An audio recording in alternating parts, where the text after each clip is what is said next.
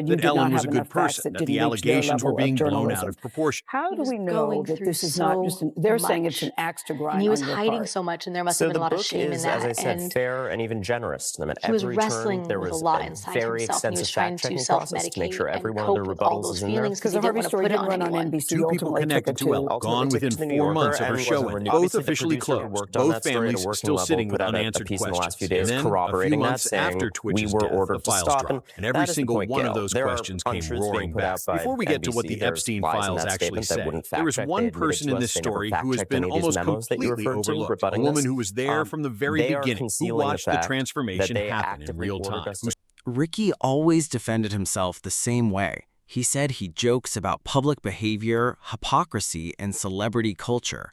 But over time, audiences started feeling like he was exposing something bigger than simple Hollywood arrogance. To understand why Ricky's monologue exploded online, you have to understand what Hollywood looked like in 2020. The industry was already cracking. Harvey Weinstein had been exposed. The Me Too movement shattered decades of silence. Journalists like Ronan Farrow revealed how powerful men had allegedly been protected for years. And one horrifying reality became impossible to ignore. People knew. Executives knew. Assistants knew. Actors whispered about it privately, but almost nobody spoke publicly until the system finally collapsed. That's why Ricky mentioning Ronan Farrow at the Golden Globes hit so hard, because he reminded Hollywood that investigative journalists were finally exposing secrets the industry spent decades protecting. Diddy appeared on Ellen's show multiple times over the years. Their friendship was public and documented. And in 2016, on her show, on camera, with the audience clapping, she gave him a nickname that she said Well, you're on quite air. right, and I think he's brought great shame on In September the British royal 2024, family. Diddy was arrested on federal Unfortunately, charges. the big In July question is, who knew 2025, what? he was found Who guilty in the on palace 2 knew counts for of sex many, trafficking many and years? transportation I'm for told in prostitution. In 2011, October there was a 2025, crisis he was sentenced to team set 4 up years and 2 after months some in of the prison. disclosures Victims made said by it the wasn't Mail on enough. Sunday. Number 2, Harvey Somebody Weinstein. had Ellen and known Weinstein now were for photographed 15 together at years industry events. what He on appeared earth on was her going show. on, and She publicly unfortunately, supported his projects people for have to years. ask that Harvey question Weinstein was because this is a convicted of rape criminal and sexual inquiry. assault. He is Unlike currently in the serving a past prison where the sentence. Met, Number 3, I Jeffrey argue, Epstein's have network. not In February of investigated 2026, a the variety of Department of different Justice offences over the unsealed years. over 3.5 I don't think they've million got any pages of option documents now, connected to and if Jeffrey they don't, Epstein then and serious Ghislaine questions Maxwell. will be Ellen's asking name of was them inside. and Now, other her name police appears in the forces broader if they And then came Ellen DeGeneres. For nearly 2 decades, Ellen represented one of the safest brands in entertainment. Her message was simple: be kind. Millions of Americans watched her every afternoon. She gave away gifts, she danced with audiences, she built an empire around positivity. But behind the scenes, a very different story started emerging. In 2020, former employees accused the Ellen DeGeneres Show of having a toxic workplace culture. Staff members described fear, intimidation, favoritism, and emotional mistreatment happening off-camera. Warner Media launched an investigation. 3 senior producers exited the show, and suddenly, Ellen's carefully constructed image began collapsing in public. For many viewers, this became another example of Ricky Gervais's larger point. Hollywood sells morality better than it practices it. Ellen DeGeneres, you couldn't watch 5 minutes of her show without hearing it. Be kind. It was on the merch, on the intro card, in every interview, every charity segment, every surprise giveaway. It was the whole person.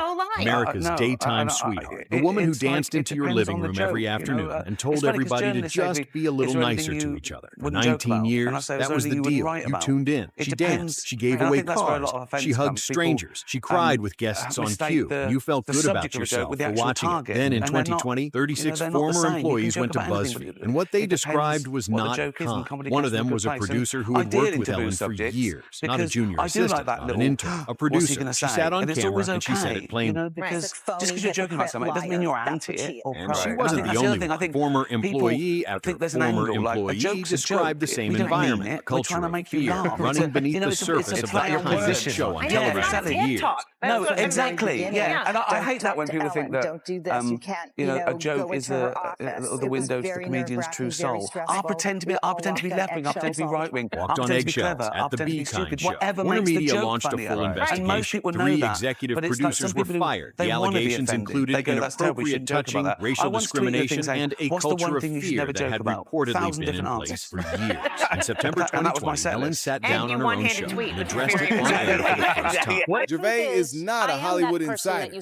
Then another Hollywood empire started collapsing: Diddy. For years, Diddy represented power, influence, celebrity networking, and elite entertainment culture. He appeared publicly with major stars across music, television, and Hollywood, including Ellen DeGeneres. The two interacted multiple times publicly on her show, joking comfortably on camera like longtime celebrity friends. Now, appearing on someone's talk show does not prove criminal involvement. That distinction matters. But after lawsuits, raids, and criminal charges involving Diddy exploded into global headlines, audiences began revisiting old Hollywood relationships through a completely different lens. People started asking, how interconnected are these celebrity circles really?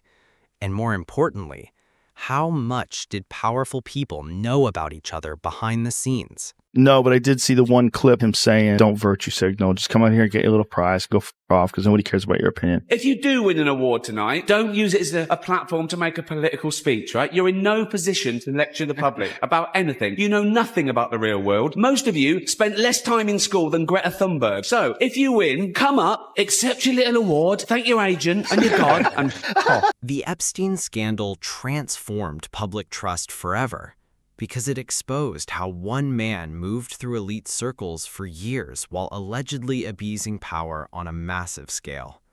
Politicians, royalty, scientists, business leaders, Hollywood celebrities. The sheer scale of Epstein's network shocked the world, and every time new files, flight logs, or court records surfaced, public suspicion grew even stronger. But one thing must be stated clearly. Being named in Epstein-related documents does not automatically mean someone committed a crime. That's a legal and factual distinction many internet discussions ignore. Still, the public damage was enormous, because people realized how deeply connected elite power circles really are. I can't believe he's done it like that, because the truth is like, as a Brit, we sort of revere Americans, you know, and you sort of go, holy shit, you know, you could easily been forgiven for thinking, oh my God, they've asked me to do like this really prestigious, you know, these awards. I've got to like toe the line, and you did the opposite. And and you and I both know that there are people that have gone the other way, and it's not really worked as well. Do you know what I mean? So it was. Well, that's the thing about selling out. It's okay selling out if it definitely works. But because you don't know, all you can do is not sell out. Then it doesn't matter whether it works or not. Because at least you didn't sell out. At least you can live with yourself, and you can have another go. No one's gonna. I don't need to be there. I didn't need anyone in that room. I write, and you know, I could see the first time I did it, there were people looking round thinking, "Is this okay to laugh? Because I need a job off that bloke. He's just taking the piss out of." I don't need him. I don't need a producer or a director or a writer. I don't need them. I don't need an actor, right? And you know, you could piss off every actor in the world and they'd still come and do the part with you if it was a good part. You know what I mean? They're not going to go, I'm not going to work because he upset me. How much? Okay, I'll do it. I'll do it. You know, I said, you know, if ISIS started a streaming service, you'd call your agent. They would. They've got to work. They've got to work, you know. All the principal stuff is performative, you know, so you can pretty much do what you want. But I didn't go out there and break the law. It wasn't mental. Everything was justified. I researched those jokes. I made sure it was fair. I wouldn't say anything to go, well, that's not fair. He didn't do that. I'd go, only tell the truth. I didn't out anyone. I didn't do anything it was not in public. I didn't do anything that was something they couldn't help. It was about their behaviours. You know, so I have got this strict set of rules and codes, and I think it was the fact that as I went out there, am I an actor or a comedian? I'm a comedian. Yeah. I gotta say it. I'm a comedian. You know? I think I made the choice to be a comedian. I know, but I acted like a comedian, and I performed it like a comedian. I wasn't an actor reading an auto cue. And that's that was enough for people to go, this is slightly different. This is mildly different. No, but I think in hindsight, you know, I think. What would you do now then if you were doing it? What would you do? Yeah, but the thing is, you watch that and you go, I don't know that I would have had the balls to do that. After Epstein, after Weinstein, after Diddy, Ricky's Golden Globes monologue started spreading online again. Not because it was offensive, because it suddenly felt honest. People replayed celebrity reactions frame by frame. Tom Hanks's expression became a viral meme. Audience discomfort became internet evidence, and conspiracy channels exploded with theories connecting Hollywood elites together. Some of those theories became wildly exaggerated, others crossed into outright misinformation. But underneath all of it was a real cultural shift. The public no longer trusted celebrity branding the same way they once did, and that distrust became the foundation for everything that followed. Then Ellen left America. After her show ended, Ellen and Portia de Rossi relocated to England's Cotswolds region. Officially, Ellen said political reasons influenced the move, But online speculation immediately exploded because the timing looked suspicious to conspiracy communities already obsessed with Epstein theories and celebrity silence. Suddenly, viral videos started claiming Hollywood elites were running away before more Epstein material became public. Again, there is no verified evidence proving Ellen fled due to criminal investigations, but perception matters online, and once trust in celebrity culture collapses, every major move starts looking suspicious. Of justice has released so far, and the manner in which it did so makes one thing clear: someone or something is being. The real reason Ricky Gervais's monologue still matters isn't because he exposed a criminal conspiracy live on television. It's because he exposed Hollywood hypocrisy, an industry filled with people giving moral speeches publicly while privately protecting terrible behavior for decades. That's what audiences connected to, not secret codes, not hidden messages, hypocrisy. And every scandal since then has reinforced the same pattern. People act shocked publicly after whispering privately for years. I was in America last year in this hotel meeting some lads, but I was by myself, and up the top of the hotel was a pool and everyone was flexing their muscles. I'm sitting there, big guy came over to me and went, "Any chance of a picture? This is in America." And I went, "No." No, I said, "I'm waiting for some friends and I'm not doing any picture." He went, he says, "Nobody knows you around here, you know that." I says, "You do." I just told you that. Perfect. It was perfect. For decades, celebrity culture depended on image control. Studios controlled narratives, PR teams buried scandals, magazines protected stars. But the internet changed everything. Now, old clips resurface instantly. Old interviews get re-examined. Old friendships get questioned. And Hollywood's carefully managed image machine no longer works the way it used to. That's why Ricky's jokes keep surviving, because they captured the exact moment audiences stopped blindly trusting the people on stage. Where Ellen was going and who she was going there with. And then in 2004, during an interview on Larry King Live, it all came apart in a single sentence. Larry King asked her, and Kelly and I were in bed watching it, and he asked her, "Whatever happened to Rosie O'Donnell? Her show went down the tubes." And Ellen said, "I don't know Rosie. We're not friends." And that was like one of the most painful things that ever happened to me in show business in my life. Just like that, 30 years of friendship destroyed on national television in one sentence. And from that moment on, Rosie was done. Not just done with Ellen, done being silent about what she knew. Because Rosie knew things about Ellen's new lifestyle that almost nobody else did. She knew about the private trips, the private gatherings, and she knew what was allegedly happening on Epstein's island. The way she treated me must be the way she treats others. And I felt, very betrayed. For years, Rosie just watched Ellen dance across that stage every afternoon, give away prizes, tell the world to be kind, and the whole time, reportedly, the pain from that betrayal and the weight of what she knew sat there quietly. And then last year, Rosie made a move that nobody saw coming. She moved to Ireland, and once she got settled, she posted a long statement on Instagram, and right there next to it, she placed a photograph of Jeffrey Epstein. That wasn't casual. That wasn't a coincidence. That was a warning shot. That was Rosie O'Donnell, outside the reach of Hollywood, outside their media machine, outside every pressure point they normally use to silence people, telling the world she was ready to talk. Ellen saw it coming, and in a move that told you everything, after 20 years of publicly rejecting Rosie's friendship, after blacklisting her. Maybe Ricky Gervais didn't know secret information. Maybe he simply understood Hollywood culture better than most people willing to speak publicly. He understood the fake smiles, the nervous laughter, the carefully protected reputations, and he understood one terrifying truth.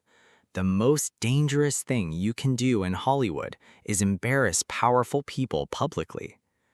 That's why the room reacted the way it did, not because Ricky was wrong, but because everyone understood exactly what he was talking about.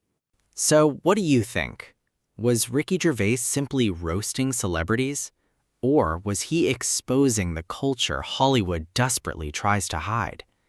And as more scandals continue surfacing, who do you think the industry is still protecting?